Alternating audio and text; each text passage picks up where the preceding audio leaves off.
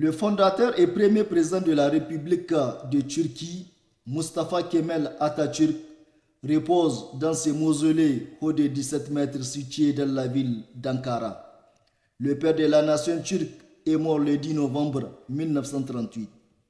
Si aujourd'hui la Turquie est citée parmi les pays les plus riches au monde, c'est parce que Mustafa Kemal Atatürk a, dès les premières heures de la fondation de la Turquie, consacré toute sa vie et son énergie à la lutte de libération.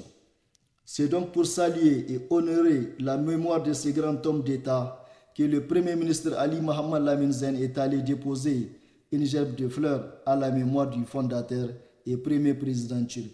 Il s'est ensuite incliné au mausolée. L'atmosphère était pesante, le moment chargé d'émotion et celui du recueillement du Premier ministre face au mémorial.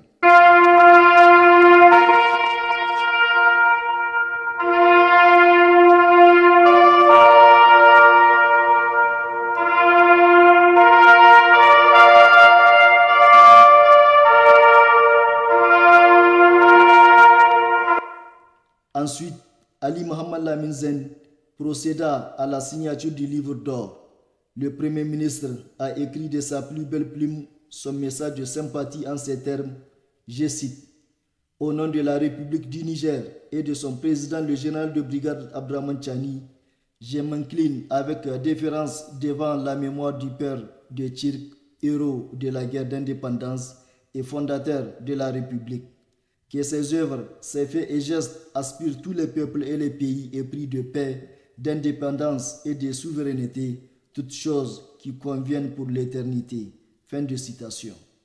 Après ce moment chargé d'émotion, le Premier ministre a quitté les lieux pour une visite à la société anonyme turque Eselsan.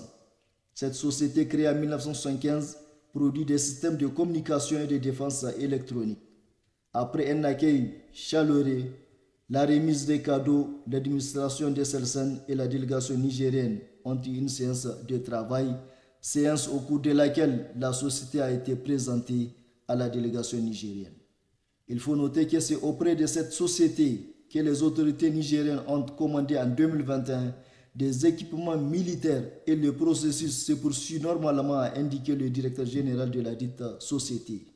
Le Premier ministre, en prenant la parole, s'est dit satisfait car la société offre des technologies de pointe pour tout pays qui veut sécuriser son territoire.